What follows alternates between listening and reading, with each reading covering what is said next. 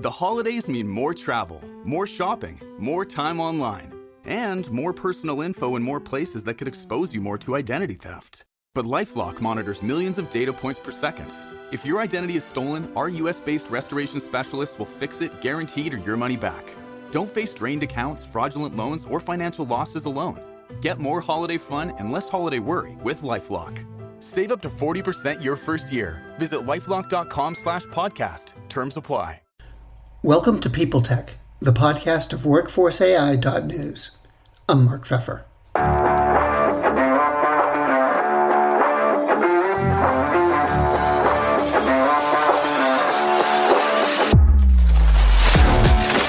Today I'm talking with Neha Monga, Vice President of Products at Lattice.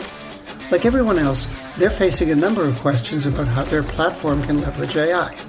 We're going to talk about the thought processes and decision-making that go around that, what users think, and more on this edition of People Tech. Hi, Neha. Welcome.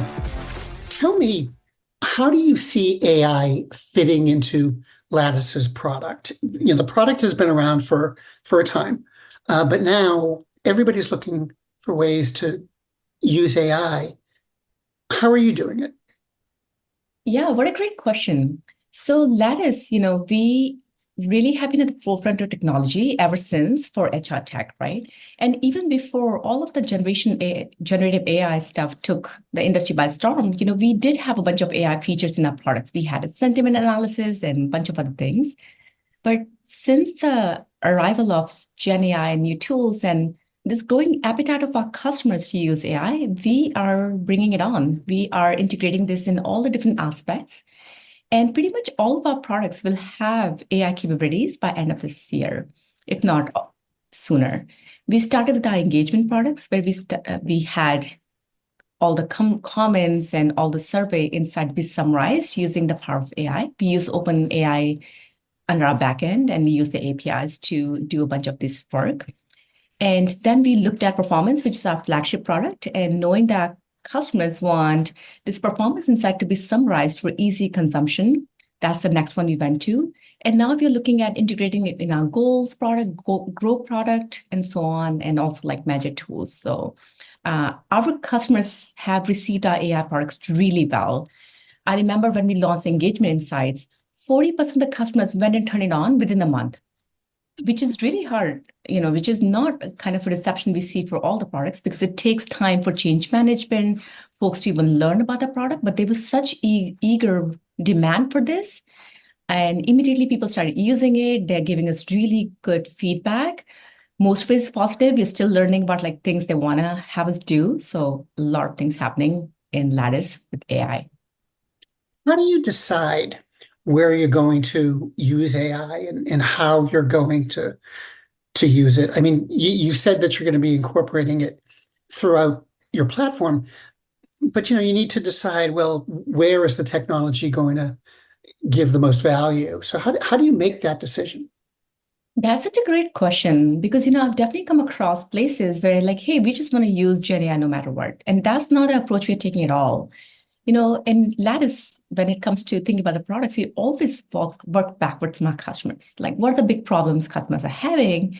And some of the problems have been long-standing, right? For example, waiting in data after running the engagement survey, those problems have been there for a while, but we didn't have a good solution for that. But now for us, how we're approaching AI is really looking at what are tough customer problems that we are now able to solve and where it creates the most value, time savings, productivity gains, and just better quality of output, which is objective bias-free that AI can bring, which sometimes humans can't, and prioritizing those things high in our roadmap. So that has been our approach. What are the big problems you can solve for customers in a better way than is even possible than applying there versus hey, let's just stick Gen AI onto this feature. That's not how we want to approach this at all. It has to be a very considered way of using AI. If you look at the industry, the HR technology industry, not just Lattice, obviously in the last, say, 18 months, everybody and their brother is launching an AI product of one sort or another. And sometimes the features they're describing are things we've actually heard about before, but they're they're repositioning them as an AI-based product. So let me ask this way. Are these simply relabeling, or are there truly new approaches that are going on? And what do you think the dynamic of the industry is? Is the industry really building new stuff? First of all, I do think industry is building new stuff, but at the same time, I think there's some players who are also rebranding. I think you'll always have a spectrum of true innovators versus people who are still learning how to best apply that. And in their defense, they might be, just using a different technology to make the existing features better or trying a few things out. And I think it's all fair. Many of us are learning about AI technology, so I don't want to be overly critical of those. We should always try new things. But yeah, knowing that not everything is going to land.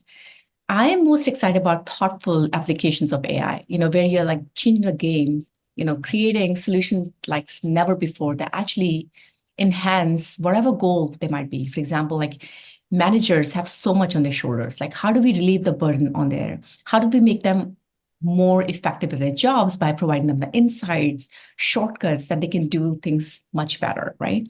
So those have always been our goals. And there are a few others who might not be as successful at achieving them, but it's worth trying. And yeah, you're right. I've definitely seen some examples I don't want AI to tell me the weather. I can look up in the sky and tell yeah, it's sunny.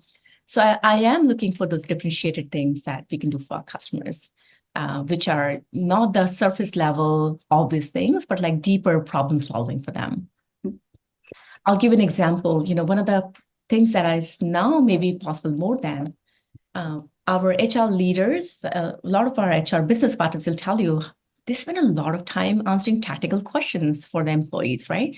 Oh, when is the next performance cycle? What does it take for me to get to the next level? And a lot of these things can be found in things, right? Like employee handbook, or they can be found in leveling guidelines or job architecture documents that they might be shared.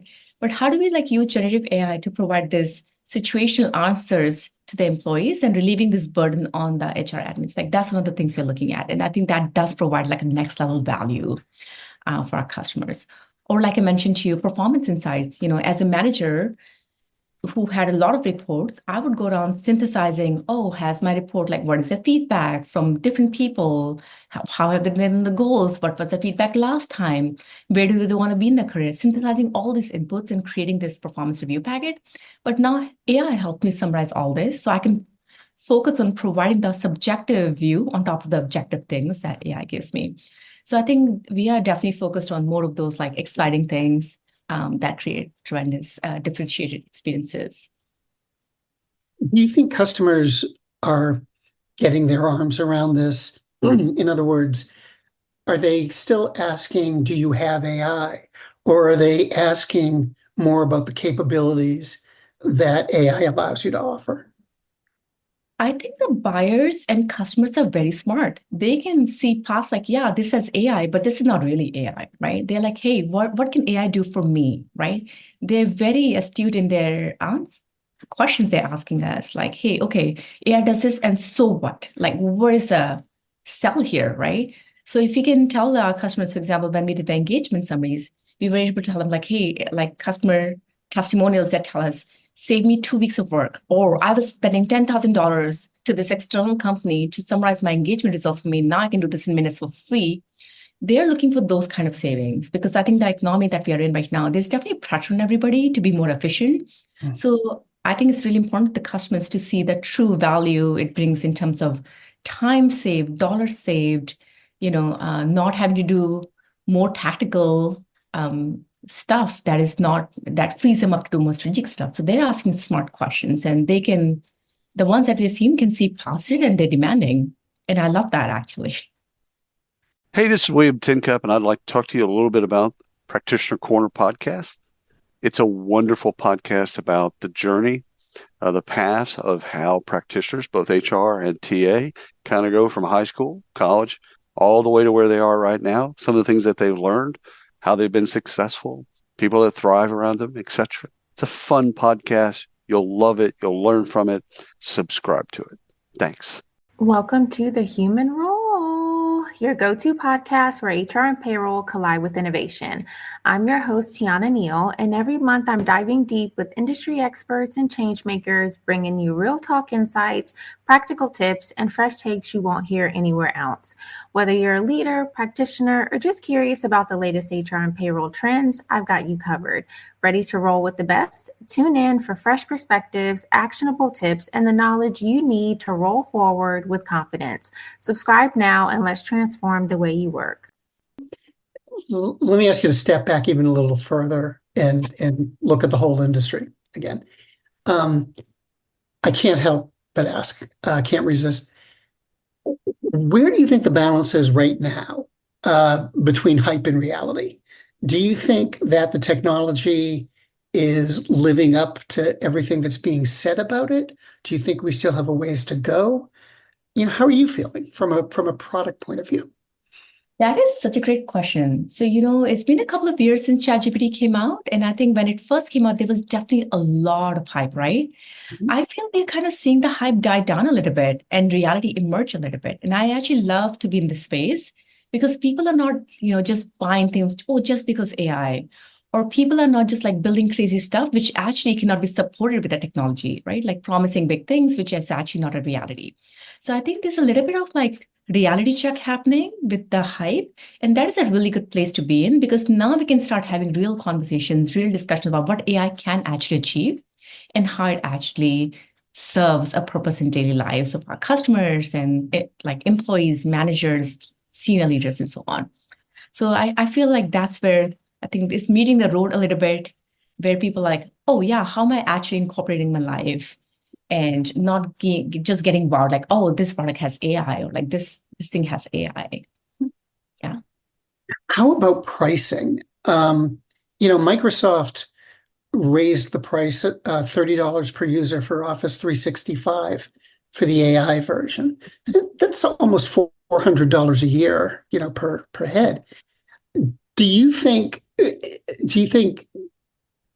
it's worth it, for the kind of features that Microsoft's been able to add? Do you think customers are willing to pay that kind of a premium for these features, or are they starting to just expect it to be baked in?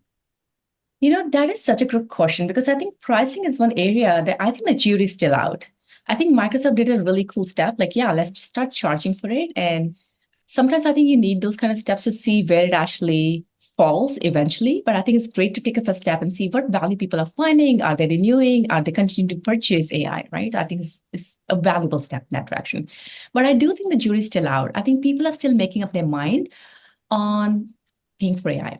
I think number one, I do think people want to pay for AI because they see the differentiate. Like, while it's saving me tens of thousands of dollars or it's saving me X number of hours, I think they see the value in it. But I think it's been hard to separate out like what is truly valuable, differentiated, and step change in productivity versus like, oh, that's kind of a neat enhancement, kind of quality of life thing. So I think it's just very important to separate, what is the real value versus from like, oh, kind of nice to have, and being able to price that appropriately with the right pricing model. And I don't think anybody in the industry knows that quite yet. And I think we'll have to play with a few pricing models to see what sticks, what lands, and what people are comfortable with. But I fundamentally do believe, I think AI does add differentiated step level change value. And I do think there is intention and desire for people to pay more for what AI can achieve for them. And I think there's some kind of meeting in the middle that needs to happen with the right pricing model, whether that is like, oh yeah, it's like all you can eat in a single SKU, like, $30 for Copilot, or maybe there's a premium option, like, yeah, basic stuff is free, and then you pay for where there's truly differentiated step level change, and versus like, yeah, all of it is free, like Zoom does it, but because it helps, stickiness of the product in some other way, or maybe the entire value is not there yet, it will eventually come. I think those kind of things can happen. But I do think we should experiment, play, find out. And I think there'll be some like going forward, changing direction, pivoting a little bit. And that is the natural part of this technology. One more question. When you think about your job, you think about developing new products, you think about, identifying the needs that people have.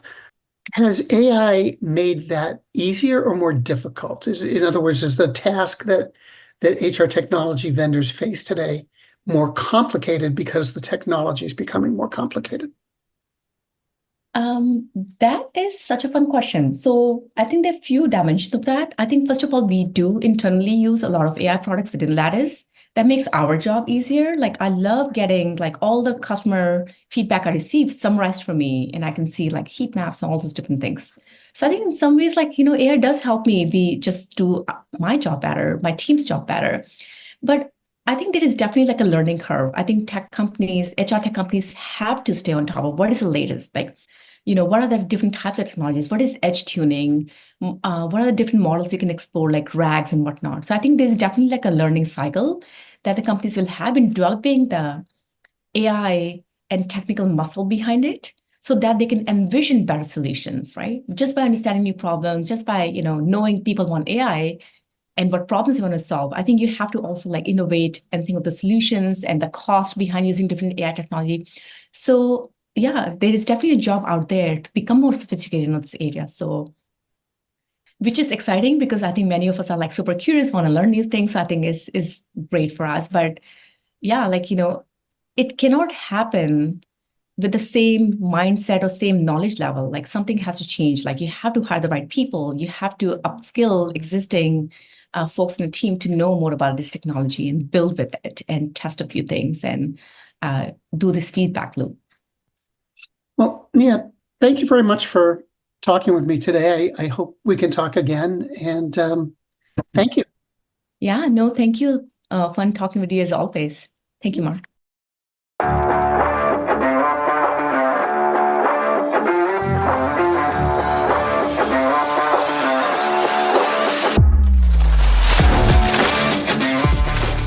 My guest today has been Neha Monga, Vice President of Products at Lattice. And this has been People Tech, the podcast of WorkforceAI.news. We're also a part of the Work Defined Podcast Network.